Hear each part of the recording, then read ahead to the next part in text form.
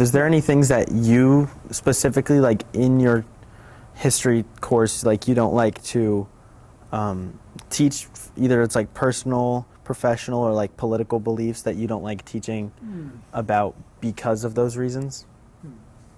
I would say this. It's a sensitive issue in our history, in our own history.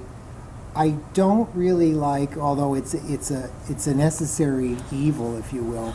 I have to mention it at least briefly. Slavery, was a practice in the ancient world. There was a question that came up a couple years ago, and there was a student who was surprised to learn that they practiced slavery in the ancient world. And I said, well, yeah. I said, this isn't a modern phenomenon.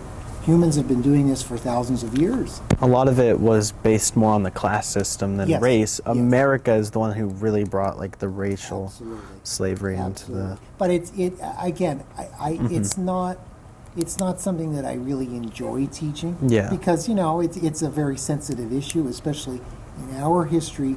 I just basically mention what I have to mention, but I don't go into skim over it. Yeah, I think a lot of people, I'll give you an example. A lot of people are surprised to learn that the great Athenians, for as wonderful as they were for advancing the idea of democracy, actually, probably among all the ancient Greek city-states, probably had more slaves than anybody else. It basically, contradicts or it undermines the mission that they were striving for. They want equality for some, but for the better class, they wanted equality. Yeah, absolutely. So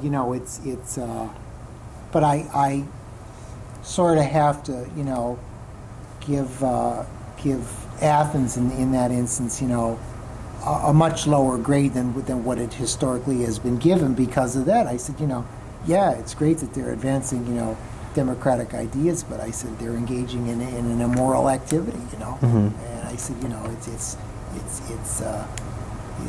it goes against human nature, and it's just the wrong thing to do. But and a lot of people aren't aware of that. So, but yeah, it's not something that I really enjoy teaching, but it is necessary. So.